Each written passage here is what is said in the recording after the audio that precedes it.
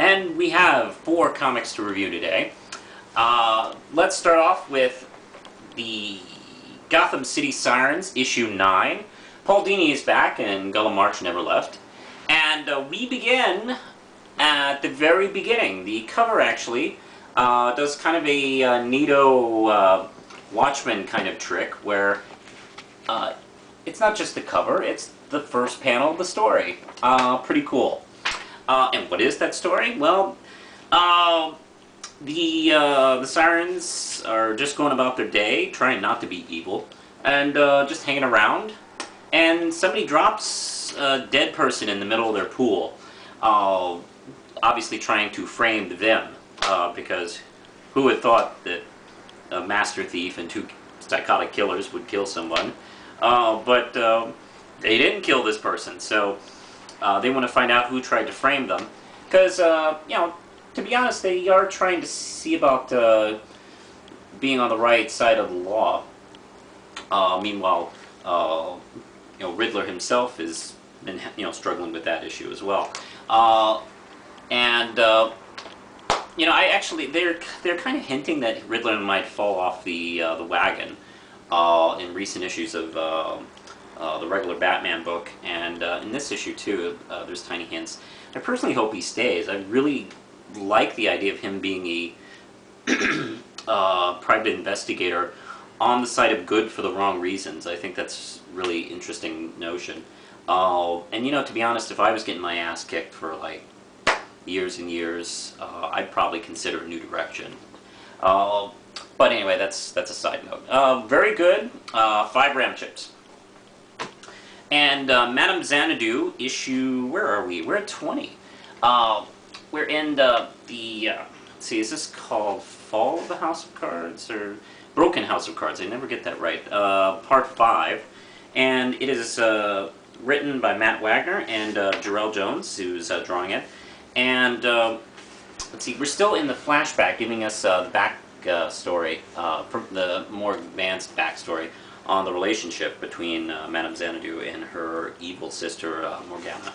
And we get to see the seeds sown and the fall of Camelot here. Lovely work here in the art. Actually, I may even like the art a little bit better than the previous issue. And also, there's little bits of text in here to, you know, to further expand on the story. Pretty good. Still waiting for the rest of the story to kick in and see where exactly we're going with this. I give this one 4 RAM chips. Wonder Woman 41, and written by Gail Simone. Now on the cover it says Aaron Lopresti, but guess what? He's not doing the art. He must have made a mistake with the cover, because it's guest artists. 2. Chris Batista and Fernando Dragoni, and they split off the work. I think Chris does the first half of the issue, while Fernando takes care of the second half. And this is the second part, the conclusion of, what is this story called? The Murder of Crows, with Ares, bastard children of Amazons, trying to incite riots all over Washington, D.C.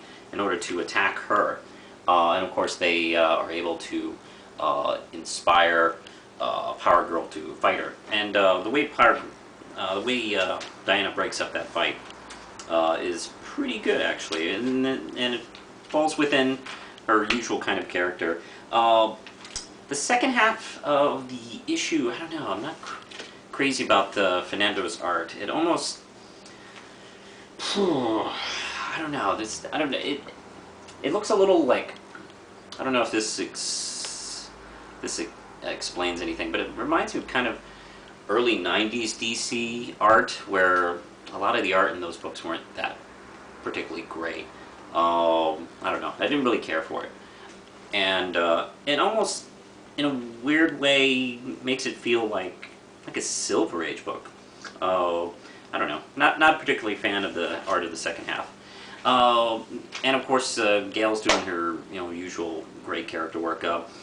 I would read Power Girl if Gail wrote her.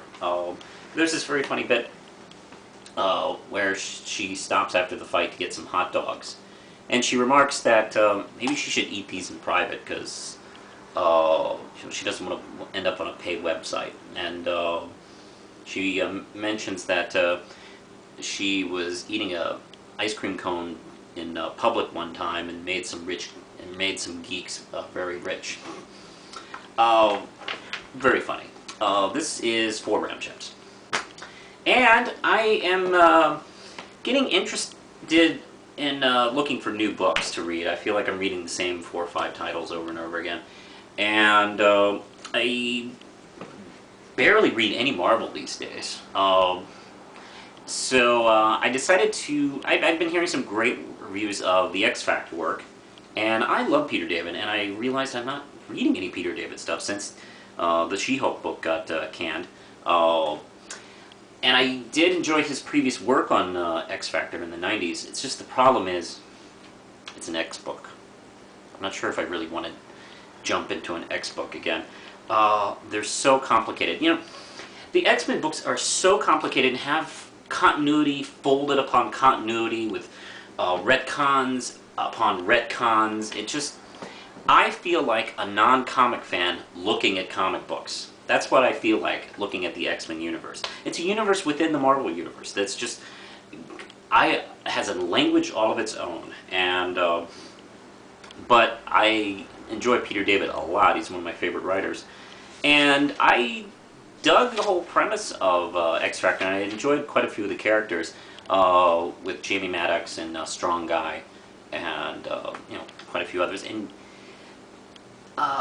it's sort of now a detective agency, and Jamie Maddox is hired by the Invisible Woman's kids to investigate because the Invisible Woman has vanished, and he thinks that's hilarious.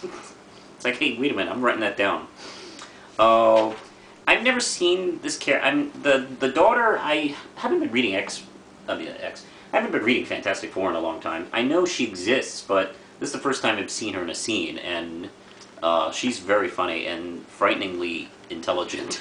Maybe it's just, you know, Peter David's knack of writing kids. But yeah, it's got me really interested in what's going on. I'm gonna at least read this story arc and see where we are. And once again, Peter David is able to make fun of Rob Liefeld through one of his own characters, where Shatterstar introduces himself to the Thing, and the Thing instantly makes fun of his name. Let's see. Seriously, what are you coming up with names, just slapping words together? Yeah, that's kind of how a lot of his... that's a lot... To be fair to Rob Liefeld, that's the way a lot of 90s superhero villains' names were put together, apparently. Nice little wraparound cover. There's also a couple of short stories in here, and some